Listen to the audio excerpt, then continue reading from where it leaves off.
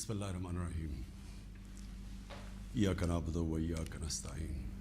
اللہ تیری عبادت کرتے ہیں اور صرف تیرے سے مدد مانگتے ہیں. میرے پاکستانیوں، تقریباً 26 سال پہلے جب میں نے تحریک انصاف شروع کی تو اس کے پرنسپلز میں پھر سے آپ کو رپیٹ کرتا ہوں، کیونکہ یہ کبھی 26 سال یہ پرنسپل چینج نہیں ہوئے میرے. ایاک نعبد و ایاک نستعین، خودداری.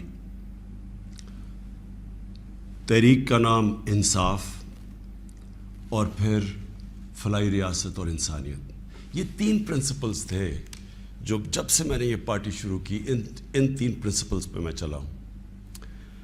تو میں 2 کے اوپر آج بات کرنا چاہتا ہوں خاص طور پہ. ایک ہے خودداری اور دوسری انصاف. جو سپریم کورٹ کا فیصلہ آیا، مایوسی ہوئی مجھے، لیکن میں یہ واضح کر دوں کہ سپریم کورٹ اور پاکستان کی عدلیہ کی میں عزت کرتا ہوں. میں نے ایک ہی دفعہ جیل گزاری ہے، اور وہ آزاد عدلیہ کی تحریک کے اندر میں جیل میں گیا، کیونکہ یہ میرا ایمان ہے کہ جب تک ایک ملک کے اندر انصاف نہیں ہوتا، کوئی بھی مہذب معاشرہ اس کی بنیاد انصاف پہ ہوتی ہے، اور جو انصاف کے گارڈین ہوتے ہیں وہ آپ کی عدلیہ ہوتی ہے. تو میں یہ کہتے ہوئے مجھے افسوس ہوا، اور افسوس کیوں ہوا میں یہ اپنی قوم کے سامنے واضح کر دوں کہ جو بھی عدلیہ کا فیصلہ ہم ایکسیپٹ کرتے ہیں. افسوس اس لیے ہوا کہ جو ڈپٹی اسپیکر نے جو اسمبلی پروگ کی تھی، اس کی وجہ کیا تھی؟ اس کی وجہ یہ تھی آرٹیکل 5، یعنی کہ بیرونی مداخلت ہوئی تھی پاکستان کے عدم اعتماد پہ.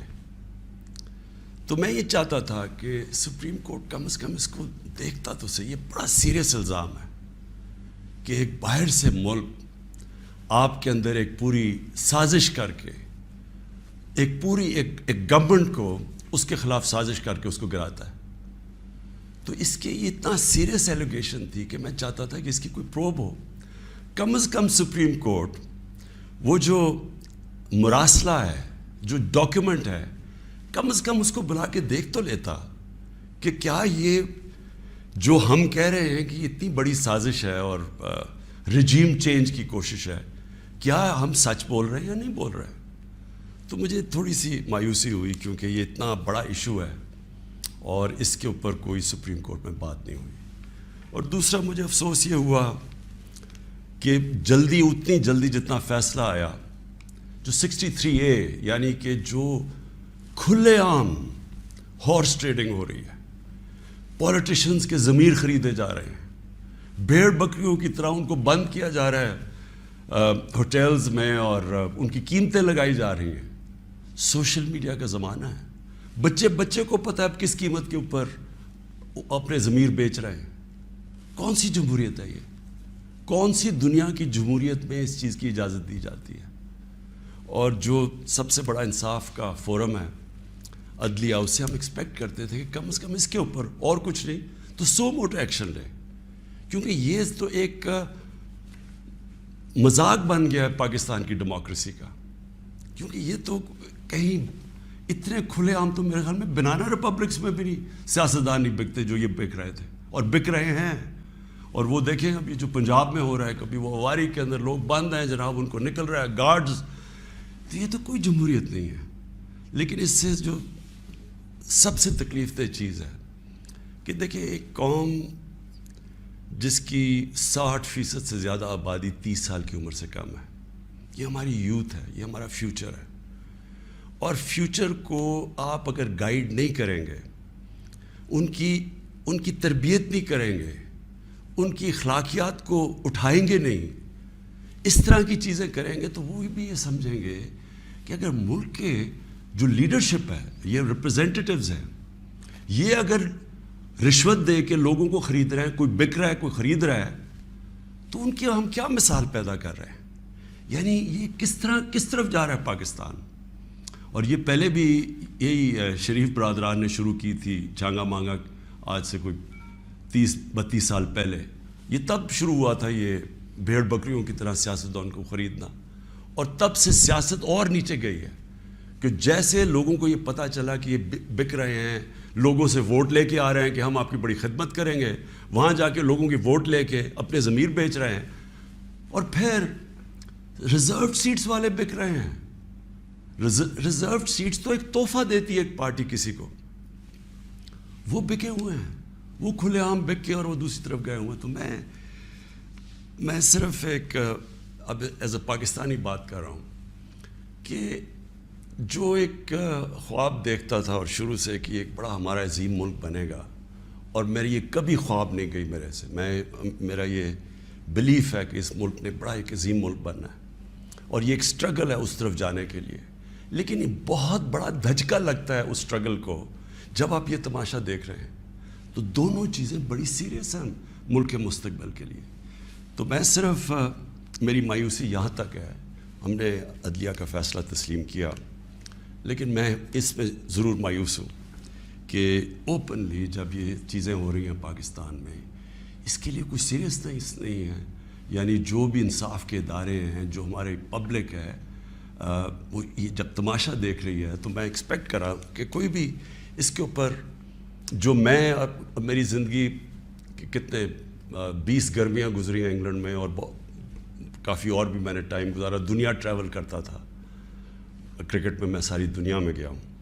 میں نے کبھی اس طرح کی چیز کسی بھی ویسٹرن ڈیموکریسی کے اندر نہیں دیکھی، کبھی سنا بھی نہیں ہے. نہ کوئی سوچ سکتا کسی کو خریدنے کا، نہ کوئی اپنے آپ کو اپنا ضمیر بیچنے کا سوچ سکتا ہے، کیونکہ معاشرہ اس کے خلاف کھڑا ہو جاتا ہے. جو میں نے اپنے لوگوں کو امر بالمعروف پہ بلایا تھا یہاں اسلام آباد میں، وہ اس لیے بلایا تھا کہ میں نے اپنی قوم کو یہ بتا رہا تھا کہ آپ کی ذمہ داری ہے کہ جب آپ ایسی چیز دیکھتے ہیں، اگر آپ بدی کو کچھ نہیں کرتے، روکتے نہیں ہیں، وہ پھیل جاتی ہے معاشرے میں. وہاں جو میں نے دیکھا ہوا ہے ان معاشروں کے اندر جو مسلمان بھی نہیں ہیں، آپ یقین کریں جس طرح وہ امر بالمعروف پہ کھڑے ہوتے ہیں، میں تو کسی مسلمان معاشرے کو بھی اس طرح نہیں کھڑے ہوتے دیکھا.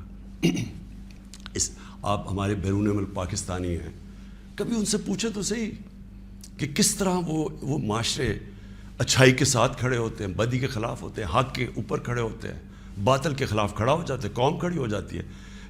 جب برطانیہ میں 20 لاکھ لوگوں کے ساتھ میں نے بھی مارچ کی آج سے 20 سال پہلے عراق وار کے خلاف، تو برطانیہ کو فائدہ ہو رہا تھا عراق وار سے، وہ تیل کی جنگ تھی، لیکن لوگوں نے نکلے، انہوں نے کہا آپ بڑا غلط کر رہے ہیں، آپ جھوٹ بول رہے ہیں، تو قوم نکلی.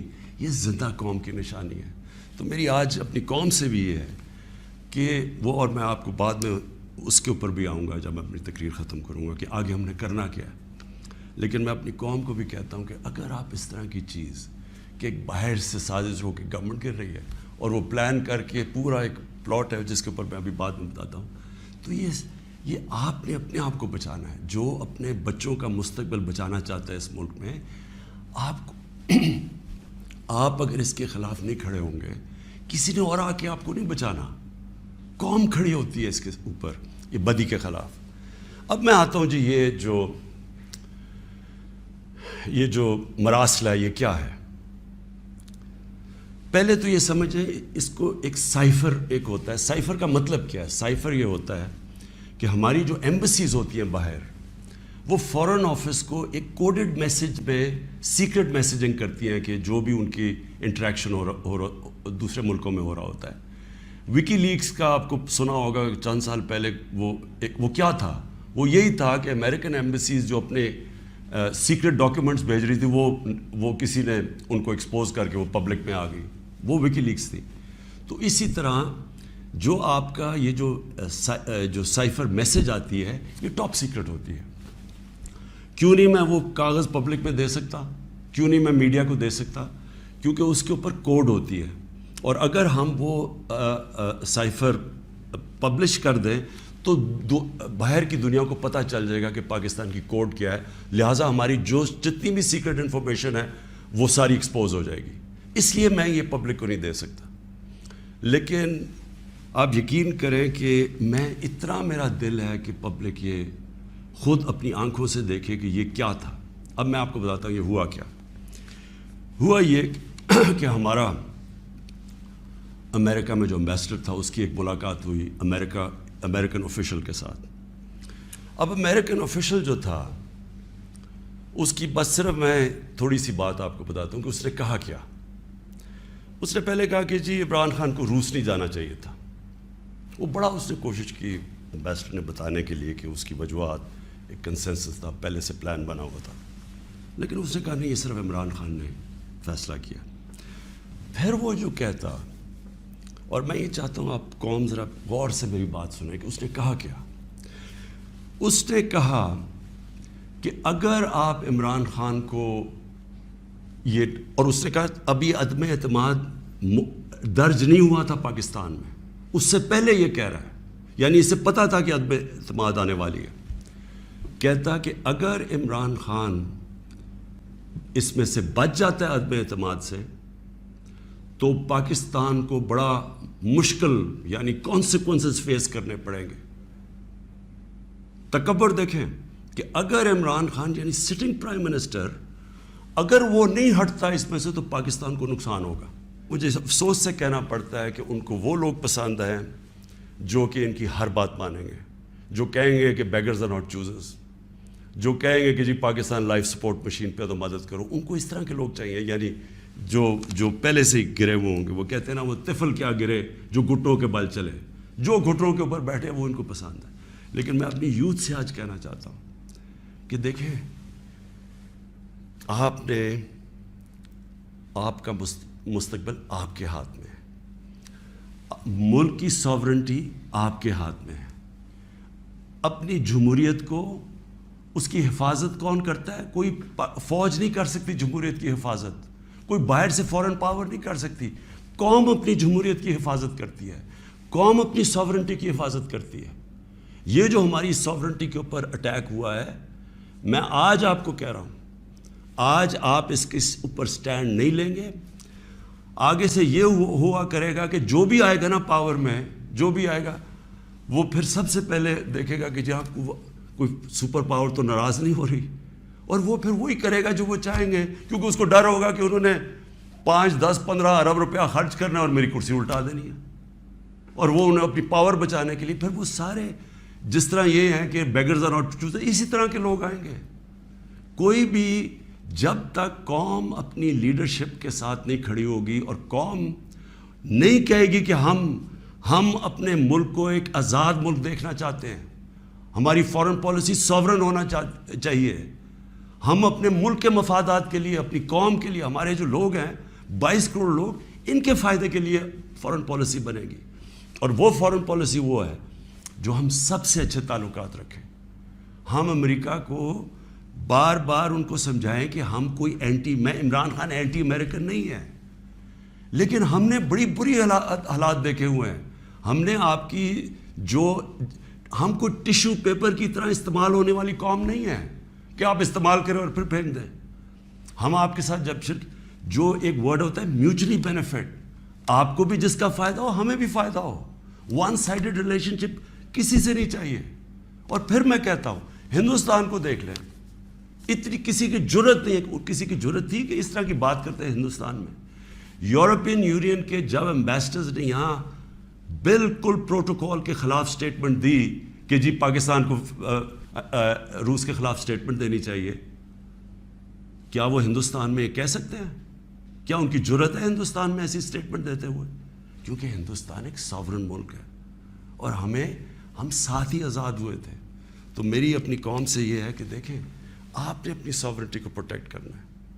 اور میں نے آخر میں اپنی یوتھ سے جو میں بات کرنا چاہتا تھا کہ دیکھیں میں تو یہ امپورٹڈ گورنمنٹ کو بالکل تسلیم نہیں کروں گا. میں نکلوں گا اپنی قوم کے اندر. میں تو میری تو کوئی باپ پولیٹکس میں نہیں تھا, میرا کوئی رشتہ دار یا کوئی میں پولیٹیکل فیملی سے تو تھا نہیں. میں نے تو شروع کی عوام کے اندر نکل کے 14 سال مذاق اڑتا رہا. تھوڑے سے لوگ تھے میرے ساتھ, اور کرتے کرتے اللہ کا کرم ہے کہ ایک دن اللہ نے عوام کے دل میری طرف موڑ دیے اور ایک دم پبلک آنی شروع ہو گئی. اور ابھی جو میں اس کا لاکھ شکر ادا کرتا ہوں کہ ابھی جو ہمارا یہ پریڈ گراؤنڈ میں اسلام آباد میں جو جلسہ ہوا, میرے خیال میں ملک کی تاریخ میں اتنے بڑی ایسے پبلک نہیں نکلی. تو میں تو پبلک نہیں مجھے لے کے آئے ہیں, پبلک کے ساتھ ہی میں نے آنا ہے. میں نے اس لیے شاید ہی پاکستان میں اس کی کوئی مثال نہیں ہے کہ جب انہوں نے وہ عدم اعتماد میرے اوپر یہ لے کے آئے تو میں نے اپنی اسمبلی ڈیزالو کر دی, اپنے آپ کو ڈیزالو کر دیا, اور عوام کے پاس میں نے کہا لوگوں کے پاس جاتا ہوں کہ الیکشن کروائیں, فیصلہ کر لیں, الیکشن سے الیکٹ کریں لوگوں کو.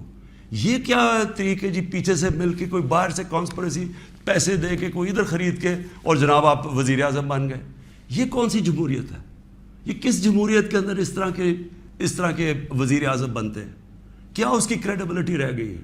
اور وہ کیا بنے گی پارلیمنٹ جس کے اندر جو ایک دوسرے کو چور کہتے, سارے ایک دوسرے کو یہ چور کہتے تھے, ساروں نے ایک دوسرے کے اوپر کرپشن کیسز بنائے, سب ایک دوسرے کے اوپر ایسی زبان استعمال کرتے ہیں, 20 سال دیکھ لیں کیا کیا ایک دوسرے کو کہتے ہیں. اب یہ سارا یہ جمگٹا اکٹھا ہو جائے گا اور صرف ایک مسئلہ ہو, کسی طرح بس پاور مل جائے تاکہ پھر سے پہلے جو NRO 1 ملا تھا ان کو, ساروں نے انہوں نے مل کے جو چوری کی جنرل مشرف نے انہوں NRO دے دیا, اب یہ NRO 2 ہوگا, آتے ساتھ ہی پاور. اچھا کیوں نہیں عوام کے پاس گئے؟ انہوں نے کہا 3.5 سال کہ جناب یہاں تو بڑی نااہل حکومت ہے, یہ ایسے ہے, لوگوں میں جائیں گے وہ انڈے ماریں گے. تو ہم تو کہہ رہے ہیں لوگوں میں آؤ, اور اب یہ پوری کو اب بھاگ رہے ہیں لوگوں کے اندر. کیوں یہ بھاگ رہے ہیں؟ کیونکہ ان کا مقصد کوئی یہ عوام کی پالیٹکس نہیں ہے, ان کا مقصد صرف یہ ہے کہ وہاں اسمبلی میں آئیں. سب سے پہلا یہ کام میں آج آپ کو کہہ رہا ہوں, اور میری قوم آپ کو اس کے اوپر نظر رکھنی ہے, کیونکہ یہ آپ کا پیسہ چوری ہوا ہے. انہوں نے نیب کو ختم کرنا ہے, انہوں نے اپنے کرپشن کیسز ختم کرنے ہیں. اس وقت حالات یہ ہیں کہ یہ جو سارے ضمانت کے اوپر ہیں, یہ ان کو کیا ڈر کس چیز کا ہے؟ ان کے سارے کیسز آنے لگے ہیں سامنے, تو وہ جلدی ہٹانا چاہتے تھے کہ کسی طرح یہ اپنے کیسز سے نکل جائے. تو قوم نے نظر رکھنی ہے. پھر انہوں نے, میں دوسری چیز آپ کو کہوں, یہ کبھی انہوں نے نیوٹرل امپائر سے میچ نہیں کھیلا. ان کا سب سے بڑا خوف یہ ہے کہ وہ جو EVM مشین ہے جو ہندوستان میں بھی ہے, جو جوڈیشل کمیشن بنی تھی 2015 میں, اس کی فائنڈنگ صرف یہ تھی کہ جتنے بھی مسئلے آئے ہیں اگر آپ EVM مشین لے آئیں تو وہ سارے مسئلے حل ہو جاتے تھے. ہم نے تو اس لیے لے کے آئے ہیں. میں کرکٹ کی دنیا میں وہ ہوں 200 سالہ تاریخ میں جو کیپٹن نیوٹرل امپائر لے کے آیا تھا. میری یہی کوشش تھی کہ میں پاکستان میں وہ الیکشن کرواؤں جو صاف اور شفاف سب مان جائیں, کیونکہ ہر الیکشن کے اندر شور مچتا تھا. اور یہ وہ ریورس کریں گے, یہ EVM مشینز اس لیے ختم کریں گے کیونکہ انہوں نے دھاندلی کرنی ہے, انہوں نے ساری زندگی دھاندلی کی ہے. اور دوسری اوورسیز پاکستانیز کی ووٹنگ, جو اوورسیز پاکستانی ہیں وہ 90 لاکھ اوورسیز پاکستانی, ان کی ریمیٹنسز پہ ملک چلتا ہے. وہ آج اپنا پیسہ بند کر دیں تو ہم بینکرپٹ ہیں. وہ جو بیچارہ پاکستانی باہر بیٹھا ہوا ہے, کیا آپ کیوں نہیں ان کو ووٹنگ رائٹ دینا چاہتے؟ ان کے لیے ہم نے آئی ووٹنگ لے کے آئے تھے, ٹیکنالوجی کا استعمال, تو انہوں نے وہ ختم کرنی ہے. یہ اور پھر انہوں نے پوری گیم تیار کر کے تاکہ سارے اپنے نیچے لوگ لگ جائیں, ان کے جو بیوروکریٹس جو پرانے ان کے اپنے ہیں وہ لگا کے پھر میچ فکس کر کے انہوں نے الیکشن میں جانا ہے. اور وہ یہ سارا مسئلہ ہے. اگر یہ ڈیموکریٹس ہیں اور ان کو واقعی جمہوریت کی فکر ہے تو الیکشن اناؤنس کریں. آپ کہہ رہے ہیں نا کہ اب آپ بڑے پاپولر ہیں, تو آئے الیکشن اناؤنس کریں, میدان میں آ جائے, دیکھیں پبلک کس کو ووٹ دیتی ہے. تو میں اپنی قوم کو آخر میں, میری زندگی سٹرگل ہے, کسی نے اتنی لمبی سٹرگل نہیں کی کہ کسی نے 22 سال اپنی زندگی کے نہیں گزارے سٹرگل کر کے آخر میں کامیاب ہونا. تو میں تو سٹرگل کے اوپر یوزڈ ہوں. میں تو اب ایک سٹرگل کے لیے تیار ہو گیا. میں نے تو اب پبلک میں نکلنا ہے اور میں نے سٹرگل کرنی ہے. میں آج اپنی ساری قوم کو کہہ رہا ہوں, یہ امپورٹڈ حکومت جو لانے کی کوشش ہو رہی ہے, پرسوں سنڈے کو آپ نے سب نے عشاء کے بعد آپ نے سب نے نکلنا ہے اور ایک زندہ قوم کی طرح احتجاج کرنا ہے, پرامن احتجاج کرنا ہے. میں پھر سے کہتا ہوں, کبھی بھی آپ نے احتجاج میں توڑ پھوڑ اور کچھ تصادم نہیں کرنا, پرامن احتجاج.